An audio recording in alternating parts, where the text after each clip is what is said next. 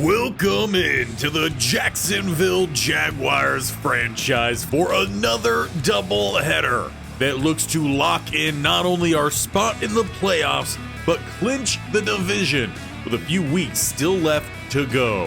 And we will be starting against the Buffalo Bills. They are 5-8, but they do boast one of the best rushing offenses and defensively number 4 in points allowed and number 1 in passing yards allowed. But despite that, they are having a down year. Josh Allen, 66%, a little over 3,000 yards passing, running the ball. While it has been good as a team, Cook just under 4 yards a carry, 4 touchdowns, Allen 6 touchdowns, and the receiving core outside of Dalton Kincaid has largely seen an overhaul. Keon Coleman, Isaiah Williams, and Curtis Samuel all pretty evenly receiving targets. Defensively, though, the core is still there. Matt Milano leads them in tackles. Grady Jarrett in TFLs. Sack-wise, that's going to be Russo with 14 at Oliver 7.5.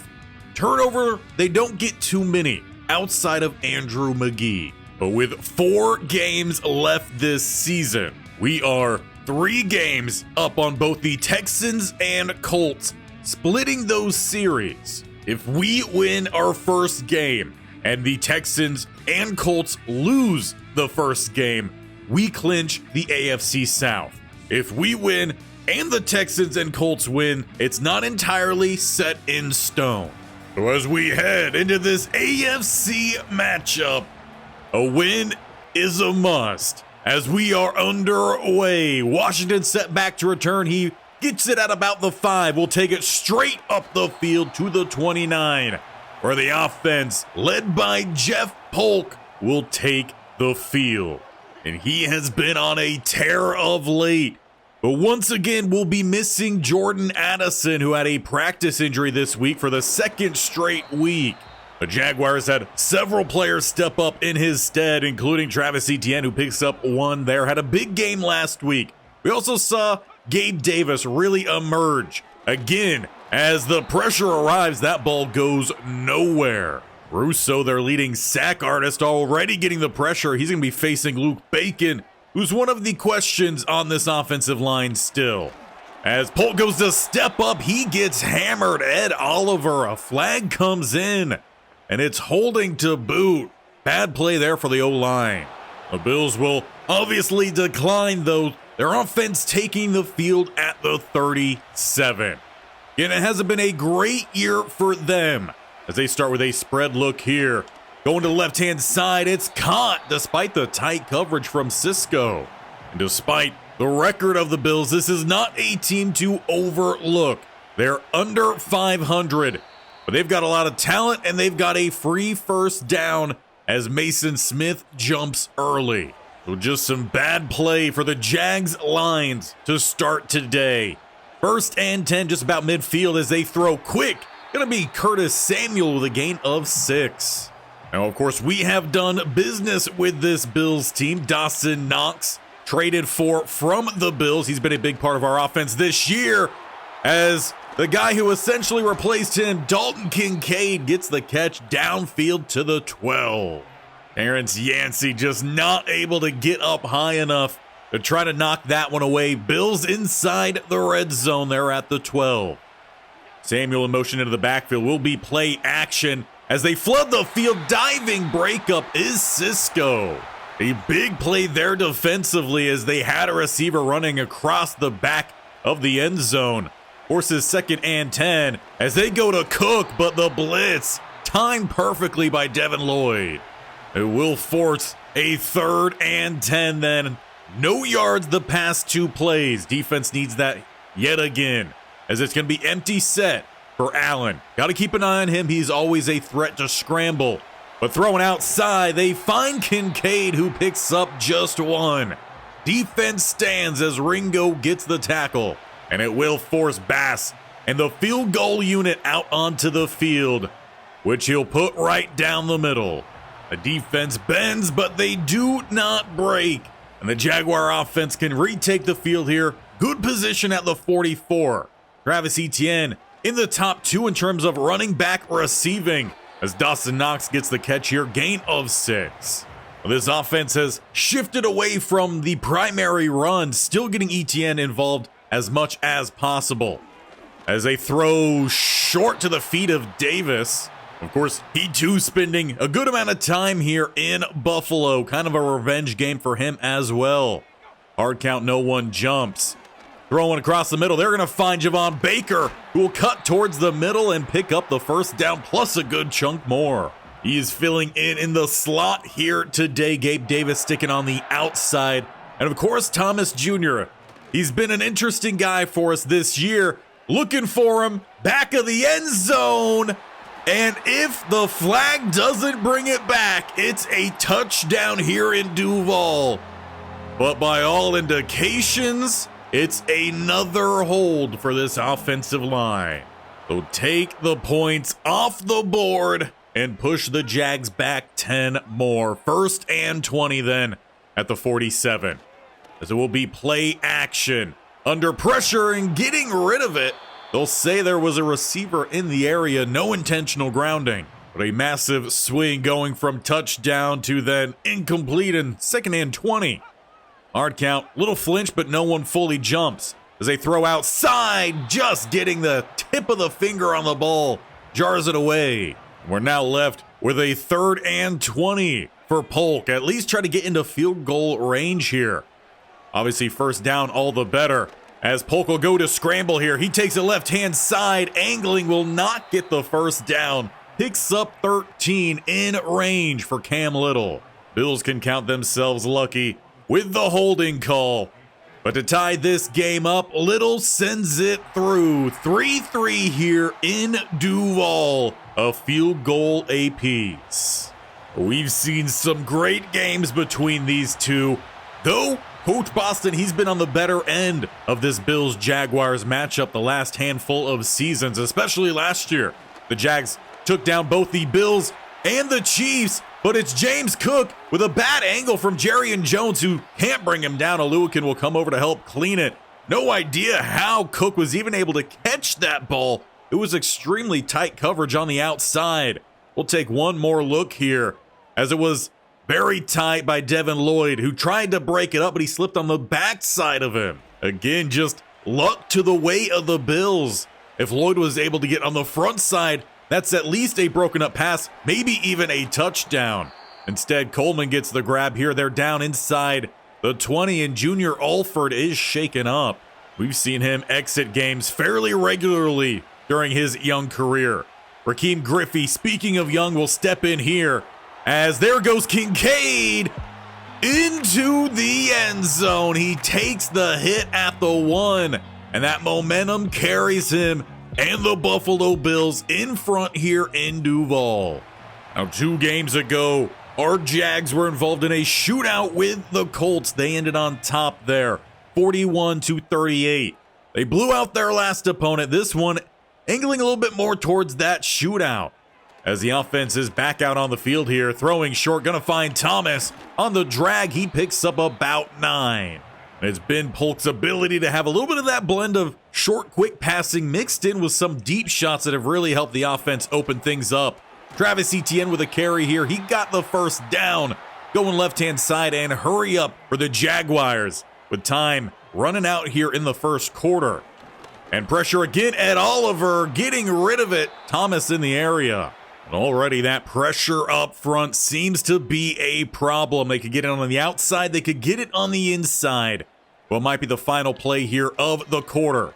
Throw in short. They get Thomas, who will get the catch with open space right-hand side and finally taken down inside the 30. That is where we end the first quarter. A good back and forth here. Jaguars inside scoring range. But they've still got to find the end zone. That's what Coach Boston needs here. With the second quarter underway at the 28, it's a cut left for ETN, who will pick up another 8. He needs around 60 or so yards to surpass 1,000 on the season. With a bunch right-hand side, 2nd and 2. Throwing underneath, they've got Davis again on that drag. Tried to put the juke on Milano and company, bring him down at the 3. It's goal to go for the Jags. And they'll bring out a heavy bunch, so will the Bills. Goal line v. goal line, and ETN can go in untouched. Once again, we've got a tied game here as the Jags answer the Bills' touchdown with one of their own. They're going to need their defense to pick up the stop here for a chance to go ahead as Allen and the offense take the field. He's in the top 5 for quarterback rushing. Of course, the Jaguars have been on that list last couple seasons when it's come to Trevor Lawrence. Not the case this year as Kincaid gets the catch, another first down. Jaguars have been sitting a lot in zone coverage here, and that's perhaps giving a little bit too much space. Might need to switch to some man here as Cook takes the carry for 3. And now Raheem Griffey is shaken up, looks to be holding at his wrist. He'll head to the sideline. Well, that does bring in an update on Junior Alford. His day is done, so we're going to see Odeyingbo potentially for the remainder of this one. Lloyd with the tackle, a 3rd and 5. This is the opportunity the Jaguars defense needs to get off the field and give it up to their offense for a chance to take that lead. Bills will look to throw the ball, and it's Cook with the first down, about a gain of 7 to midfield. These two offenses very similar in how many different weapons they have and how they'll choose to attack. It's I form here, and Cook, he burst through the gap, picking up a gain of 8. I'm pretty sure he got through that line before any real blocks could get set up, as we have gotten word that Raheem Griffey's day is also done. So it will be Odeyingbo, as it's a good tackle on the outside by Campbell. That'll force another 3rd down. They can easily attack the middle again. A weakened front here for the Jaguars defense today. 3rd and 7, though. They'll look to air it out, and beating the cover 2. Taken down by Yancey inside the 20. We'll also see Lacey step out onto the field today for the Jaguars to help fill in for that offensive front. And they attack him immediately, picking up 7. We'll see if Coach Boston has any other changes for this bunch just to try to get some of their better players out there. As it's going to be jet sweep. Good stop on the end. It's Walker. And there's been games in the past where he's had to be a little bit more of an interior rusher as well. So who knows? Maybe that's something we'll see in the fold. Might be more of a second half adjustment as Yancey and Walker, they get the sack on the outside. Split it. 4th and 12. Defense yet again bends, but they do not break. And it will be Bass yet again with the field goal, giving them the lead. But it does leave 2 minutes and 11 seconds for the Jaguars offense with all 3 timeouts plus the 2-minute warning. Try to find that lead. Starting back at the 32 will be a pass to Dawson Knox, who takes a big hit. Gain of 5, sending us through the warning. With all the speed that they have and those timeouts, they don't have to look for too many big plays down the field. Just find some consistency here. Picking up the first down, Gabe Davis. Gonna have to go a little bit quicker, though. Of course, different than college football. That clock keeps on rolling, does not stop. As they throw underneath, they find Sexton, gain of 6. As we move inside a minute and a half. Just about at midfield. Going back to it again, under pressure, and just able to disrupt the path of that ball. Bills defense force a 3rd and 4, and that clock stops. Both teams can catch their breath. Hard count, no one jumps. Polk, he's going to look to step up. He scrambles, sliding down with that first down. And again, they will get back to it. Safety rocks down to the left-hand side. Single high. And looking to attack a one-on-one, it's Gabe Davis who pulls up and brings it down. Jaguars take the lead before halftime with a one-on-one shot. Gabe Davis gets a little bit of some revenge on Buffalo. And for the first time today, the Jaguars have taken that lead. As we head into halftime, 17-13, the Bills will get the ball after half. So it's great that we drove down the field and we did take that lead. But we'll have to make sure that we keep it and grow it in the second half. As we take a look around the league here, Titans, they're up on the Broncos. Battle of 2 of the worst teams here in the NFL. The outcome of that one, that won't really affect us. Neither really will the Giants and San Francisco game, though the Giants are on top here 21-7. Both these teams 7-6. Thad Cousins being the team that we fairly recently beat. We'll jump to the last game here, which will have an effect on us as the Colts do lose. Thank you, Chicago, 23-7. The Texans also lose this week. We win. We clinch. So as this game goes along, we'll have to keep an eye on the score tracker at the bottom of the scorebug, bottom of the screen. But the second half is officially underway here. Starting at the 23 are the Buffalo Bills. With motion, Curtis Samuel in tight, trying to distract as they attempted to leak out their tight end in Donaldson. But Terrence Yancey, he was all over that, making the stop. And currently no changes up front to start the day for the Jacksonville Jaguars defense. Well, that's probably because they're more worried about the pass coverage, as it's another first down grab for Dalton Kincaid. He's had a handful so far here today, but drops that one. No one even touched him. Perhaps he just heard the footsteps of Oluwakin behind him. It's 2nd and 10. With motion to the left side, will be another pass. Right side tipped away. Good coverage by Campbell. The Jaguars will have a quick opportunity to get off the field. 3rd and 10. They go 2 spread either side. And motion from the left into a tight look. Throwing to the outside. And breaking the tackle, it will be a first down, Keon Coleman. If he doesn't slip that tackle and gets dragged backwards, that was probably about 4th and inches. So a massive play there with the body control. As Samuel holds on, he shakes off another hit, finally brought down by a pack of Jags. It'll leave a 2nd and about half a yard as they're inside the 40. Going with the run, and they just happened to call a great beater for the blitz. The pulling guard didn't even have to touch the linebacker as he already basically ran by the play. He was able to turn up, opens up the first down there for Cook as they are at the 30 with motion to the right-hand side. Looking to pass again. Finding a soft spot is Samuel with a gain of 7. Well, that is what we've seen from this defense all game long. They're bending, and then they're forming a little bit closer to their own end zone. They got to stand tall a lot further away. Throw outside finds Cook. First down despite getting pushed back as Buffalo inside the red zone. Yet again, they're at the 18. Play action. Good blocking up front, though. Eventually, it'll fall apart, and it will be a sack for Deo Odeingbo. He's having to fill in due to a multitude of injuries up front for the Jags. 2nd and 11. Allen just couldn't find an open target. Good job from the secondary and linebackers. As they're now at the 19, motion, right-hand side, Curtis Samuel. We'll look to throw again underneath, finding Samuel. Oluwakin with the hit.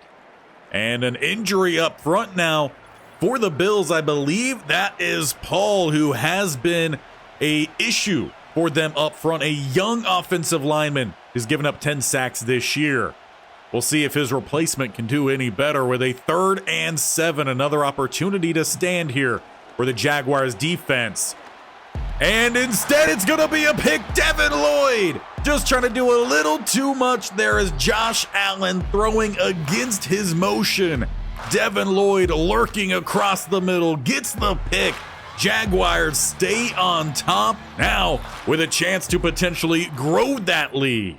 Facing a pretty long field back at the 17. They could also look to try to just manage this clock as well. Well, they've got to find somewhere to run here, and it's not going to open up. Bishop, he gets the TFL coming down from safety. It's 2nd and 11 back at the 16 with an empty set.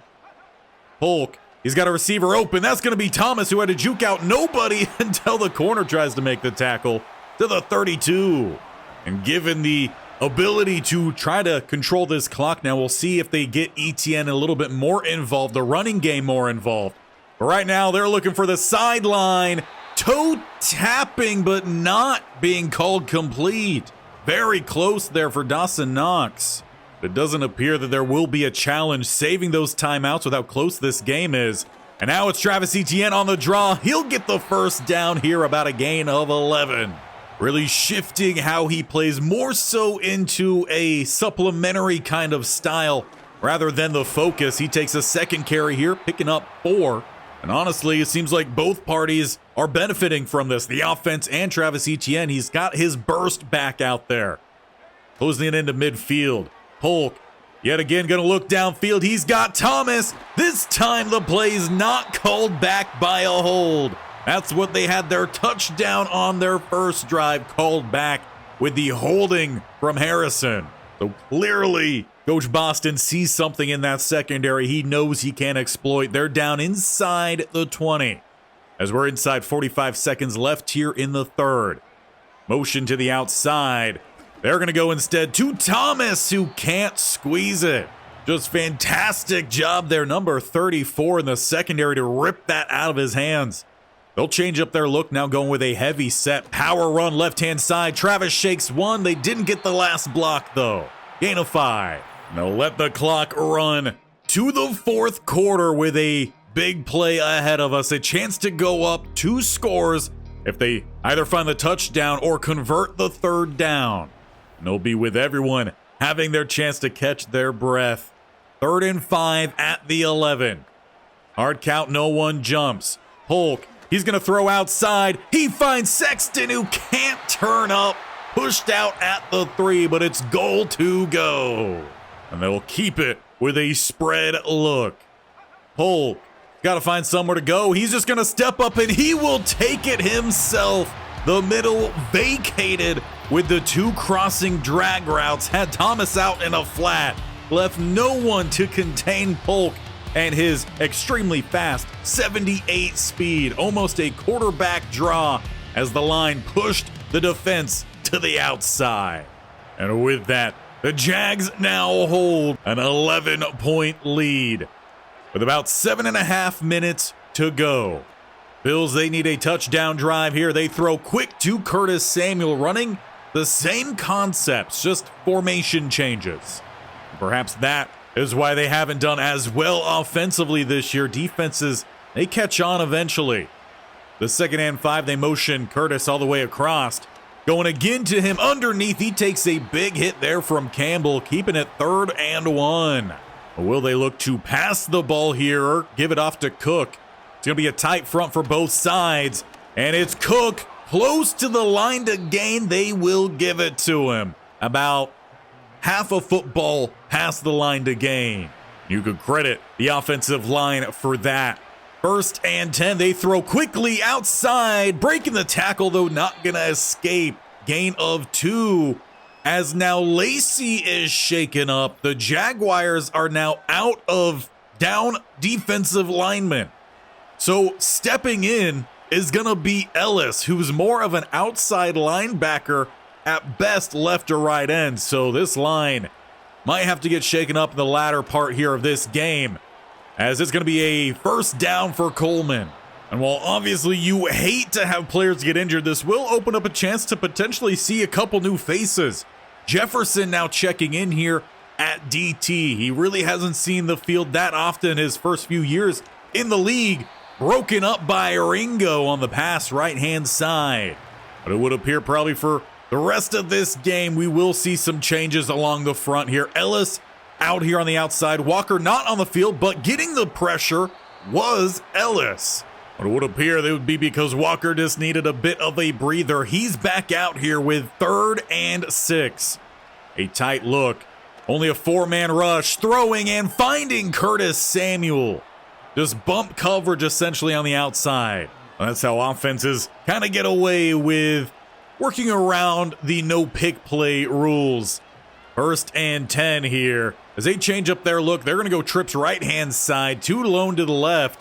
And finding the seam is Samuel. Yancey will slow him down. Help arrives in Jerry and Jones, his 10th catch of the game. 77 yards. As they'll look to go hurry up. And another pick. It's Aluakin. He's thrown one to both starting linebackers.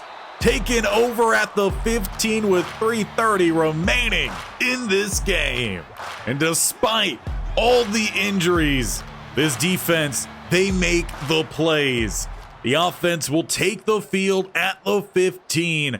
Set to just try to run this one out. Probably that's what the DC is saying, as half of his defensive linemen are out of this game. But we've still got some game ahead of us. As it's ETN left-hand side, space opens up, good blocking from the receivers up to the 37. And that gives him just under 6 yards per carry here today, as we will have to snap the ball prior to the 2-minute warning. Going back to ETN, he'll pick up a shorter gain of 3. But it leaves just a few moments here left in this game, if it goes the way of the Jaguars late on. As Travis can't get around Aquanu, not only does he block the defensive lineman, he blocks the running backs. And is the Bills calling one of their timeouts, forcing a 3rd and 9. If they can convert, this game will be all but about said and done. Hard count, and they'll move 5 yards closer as Ed Oliver jumps early.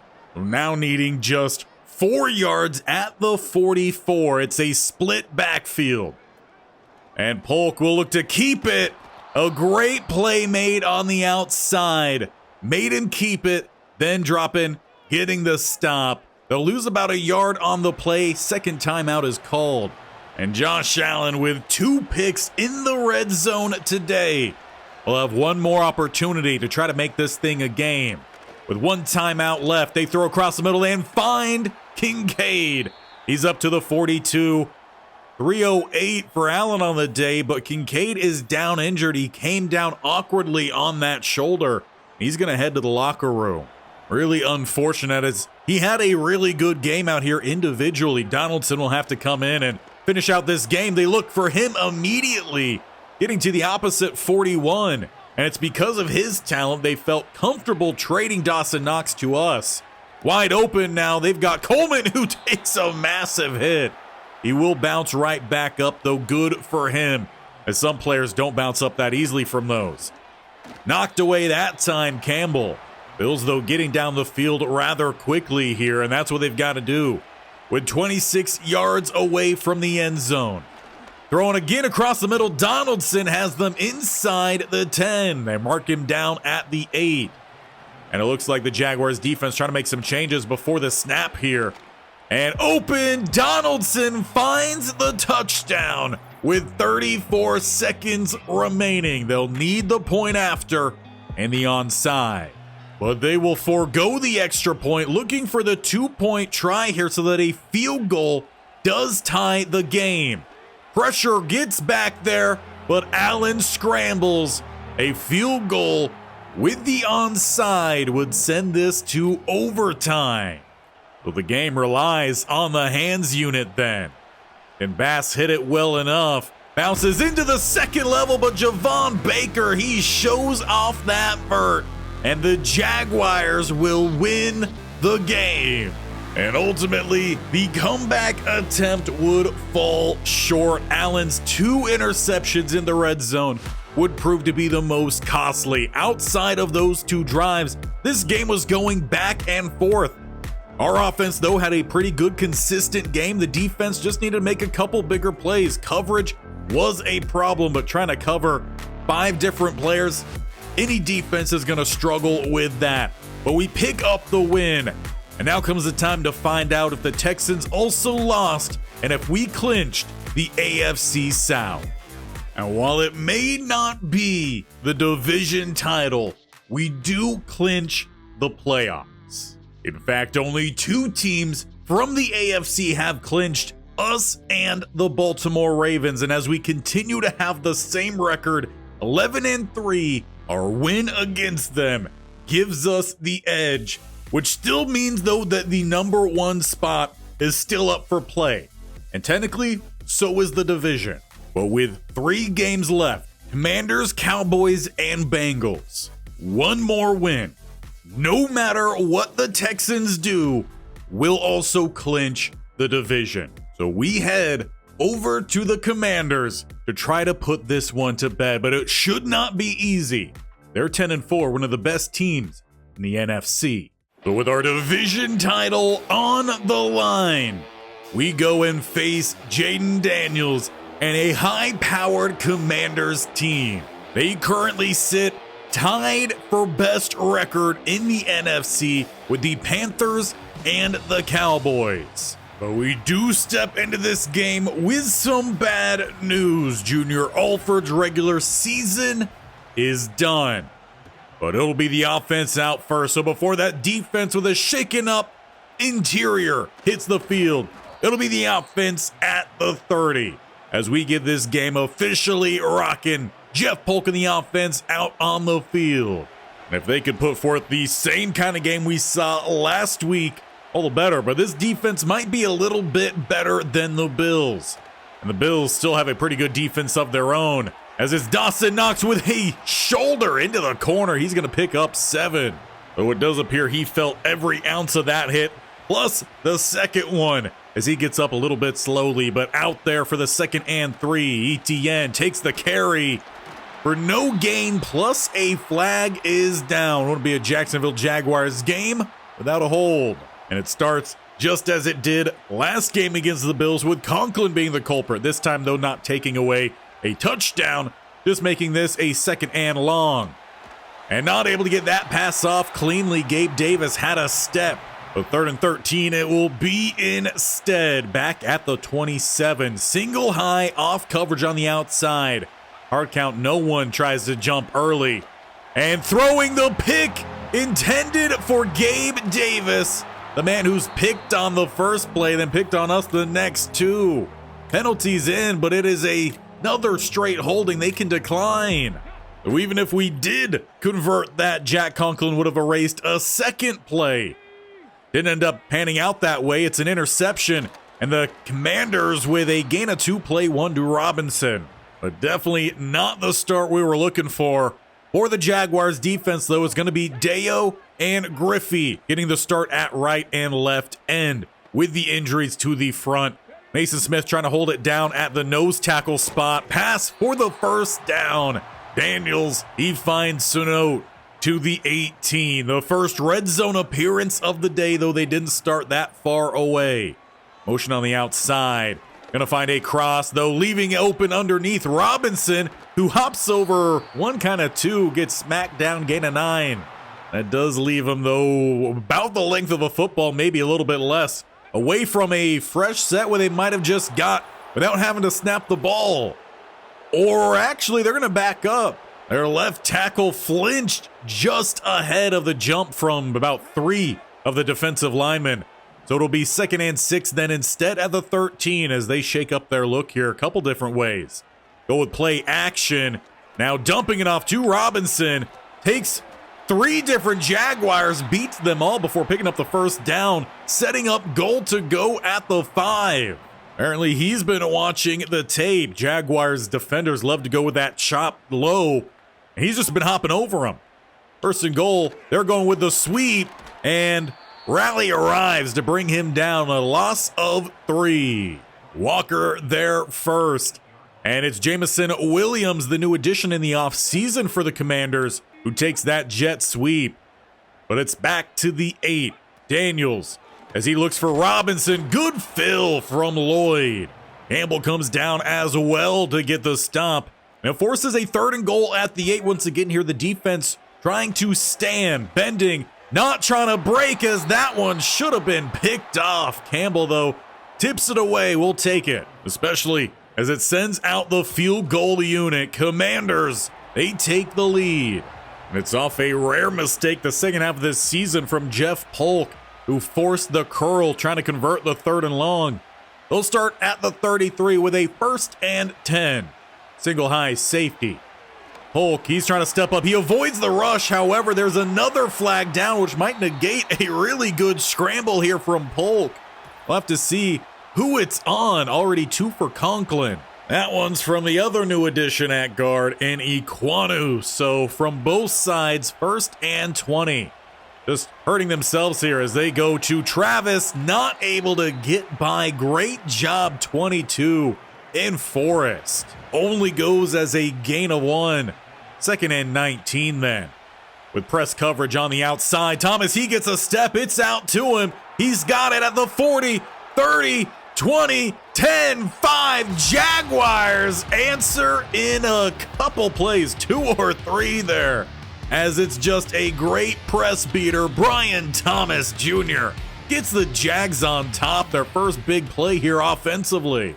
And for the first time, we'll see the Commanders offense take the field, though this time having to drive the full length of the field rather than being gifted with that turnover. They'll get a little bit of motion here to start the play. Play action, trying to find a little soft spot, and McLaurin couldn't hold on. Daniels dropped it in pretty nicely. Oh, I doubt you're going to hear a single Jaguars fan argue against it. Great job from the defense then. 2nd and 10 with motion all the way across.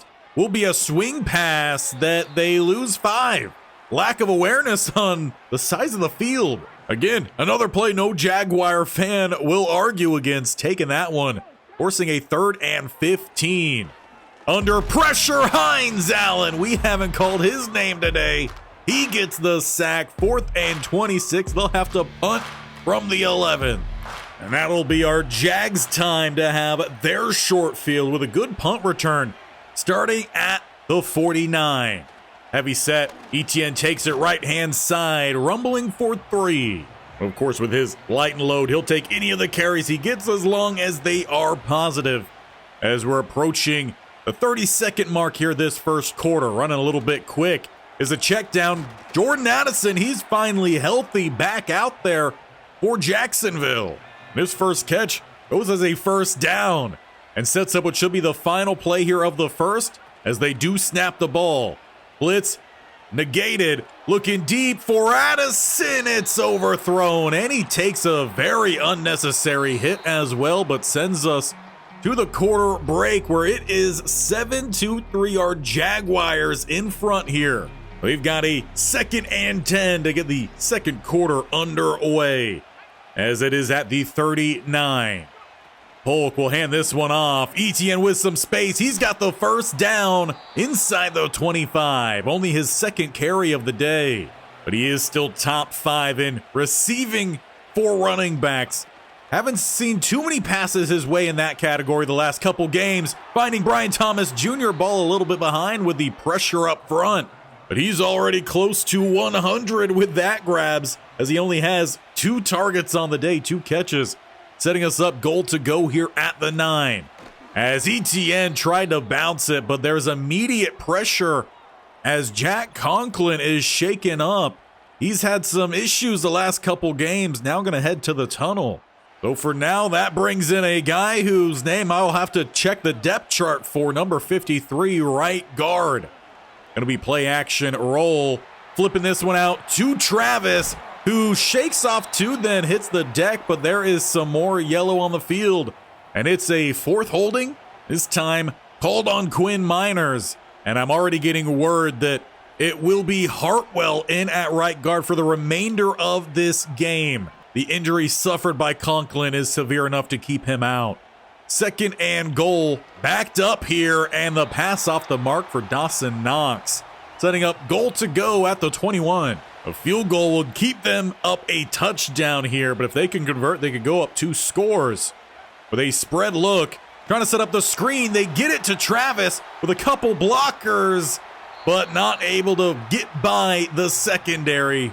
4th and goal at the 8. And it's just these self-inflicted wounds causing the problems. As it's going to be a play action on it. Dawson Knox, he gets the catch. He stays in bounds. How about that for your sideline awareness?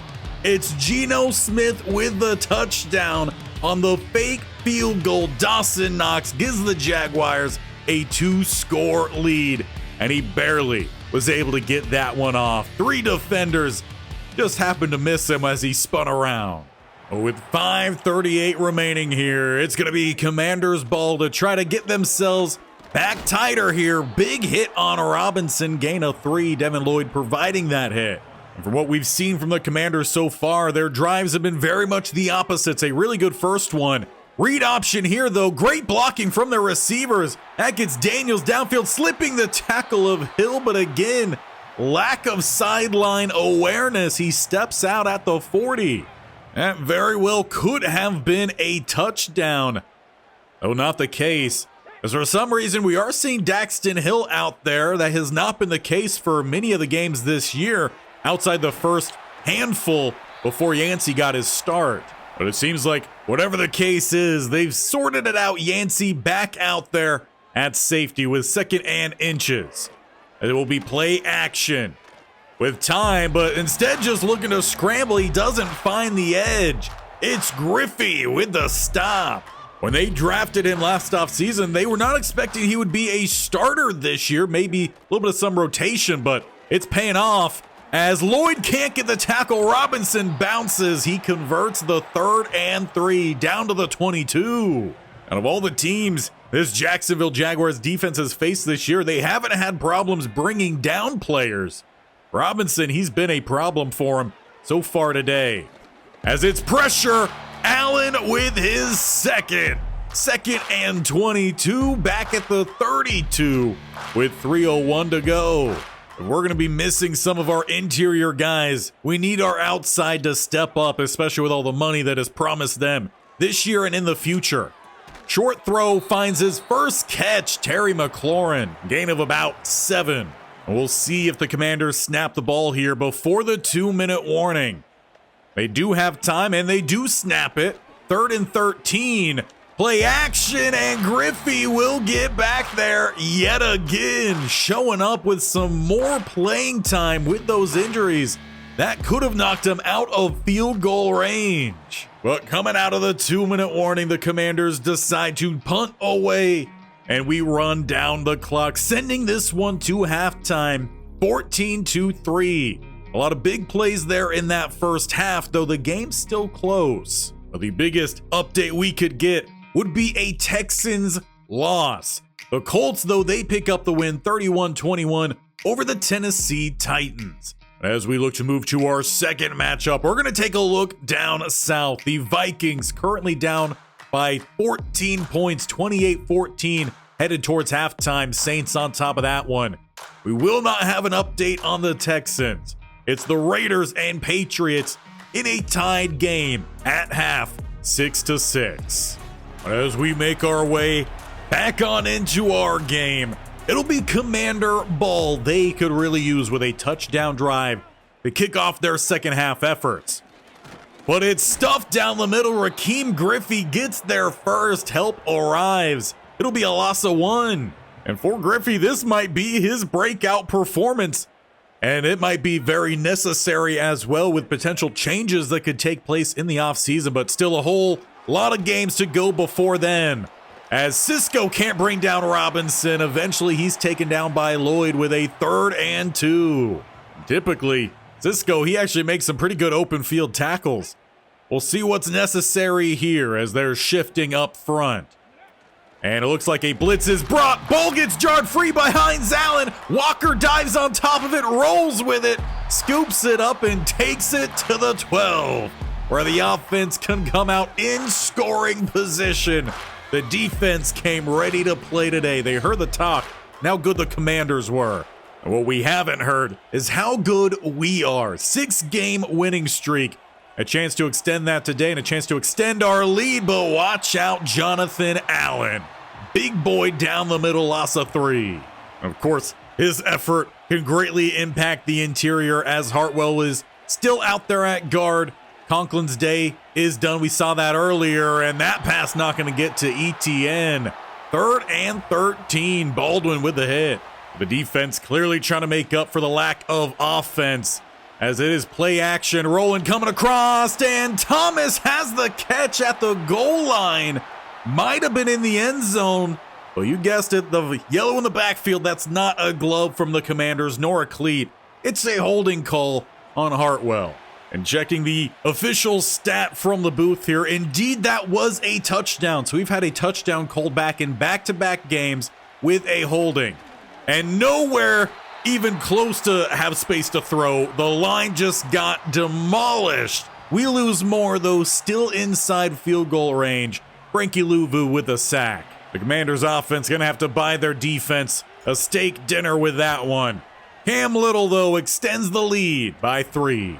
And that keeps the pressure on the Commanders' offense to find a good drive. Their only points that they've scored today came off an interception that set them up inside at least the 25.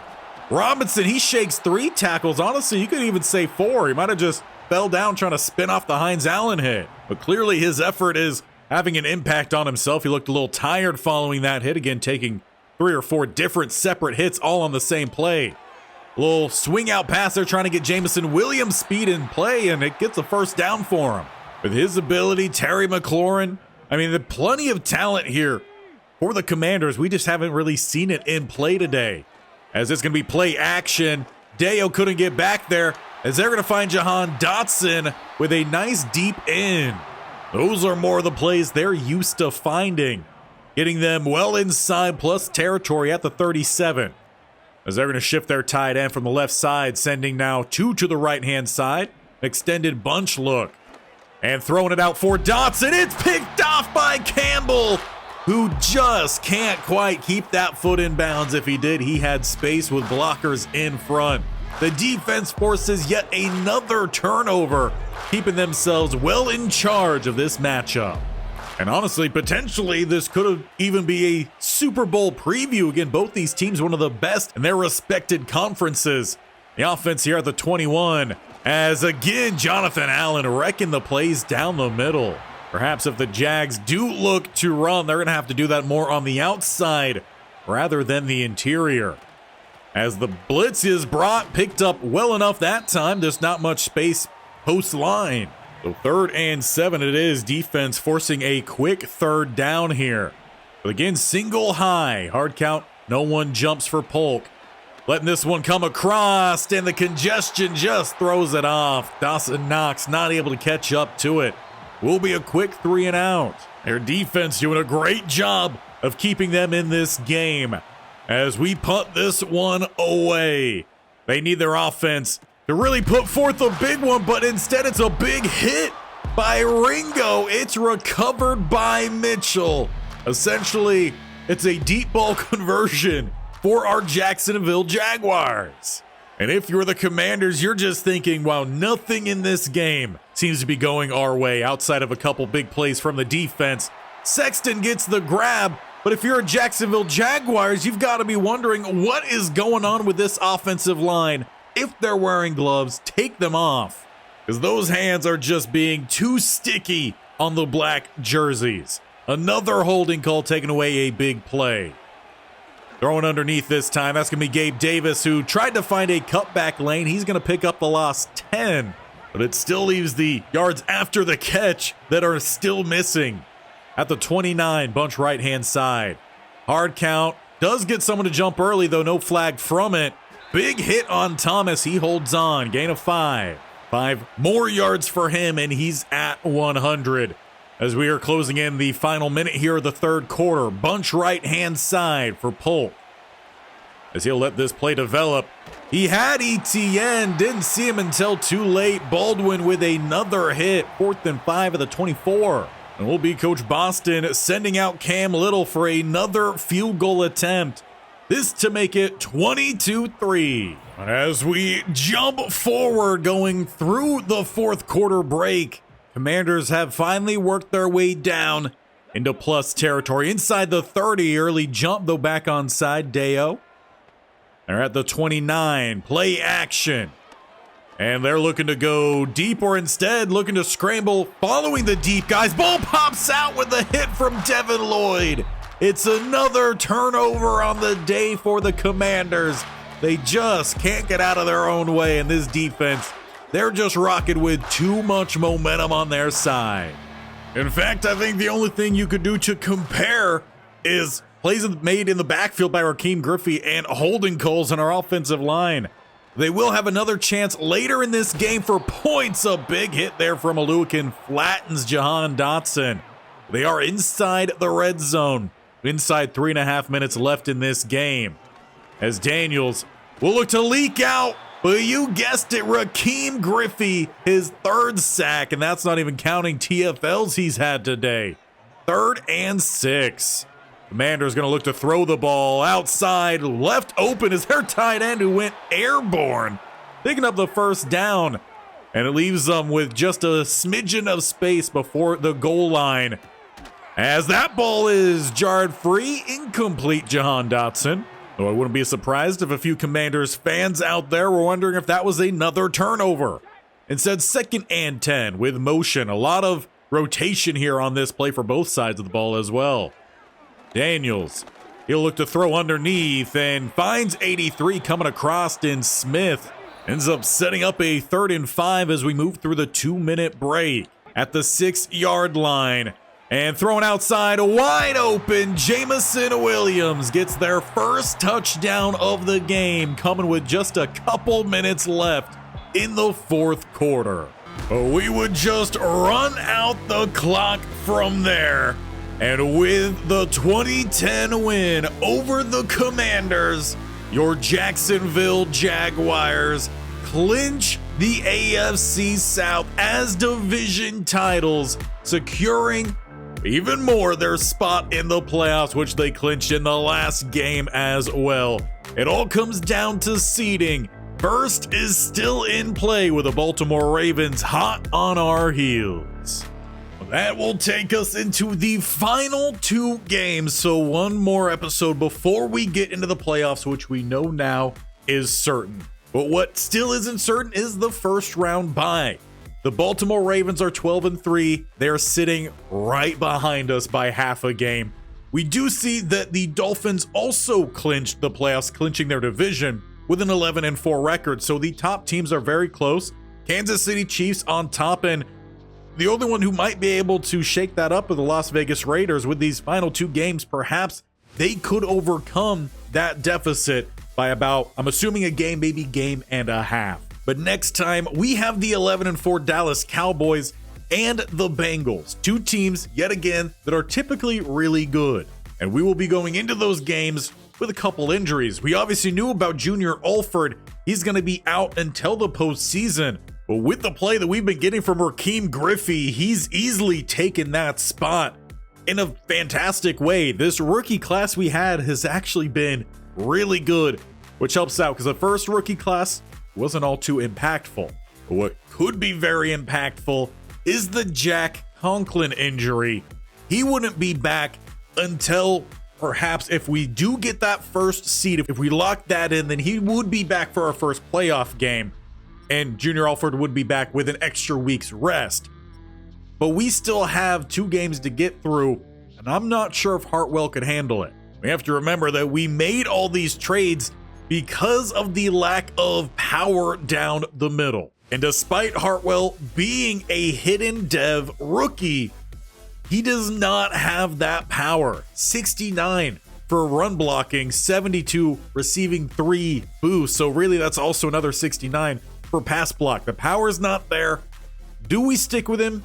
If we do, perhaps maybe he's a better fit at center. I believe that's actually where we drafted him at. At least that's what the number would tell me, because typically I have my centers play with a 50 number.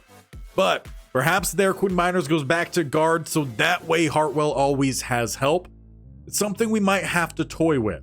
At this point, the only other options would be to bring someone in from free agency. And for the interior, it doesn't look all too promising. There's some 72 overalls, 70 at center, and there is 73 in Cody Whitehair, who is a power guy. But again, none of these guys are going to be the same equivalent to what we had with Conklin or even with the rookie. So let me know your thoughts on that as we are going to end today's episode here as AFC South champions. We get to hang yet another banner, but we're still looking for that Super Bowl. So make sure you stick around, hit that subscription button in the bottom right, that bear icon or the sub button down below, and tap that bell icon as well so you're notified of when these videos go live. This series every Wednesday, double headers, Monday and Friday, college football with Stanford trying to go back-to-back national champions, and then Tuesdays and Thursdays, newer here on the channel in Cha-Cha Vaz on MLB The Show, Road to the Show. We'll see you here, we'll see you there, as next time we wrap up against the Cowboys and the Bengals, trying to solidify that first round bye.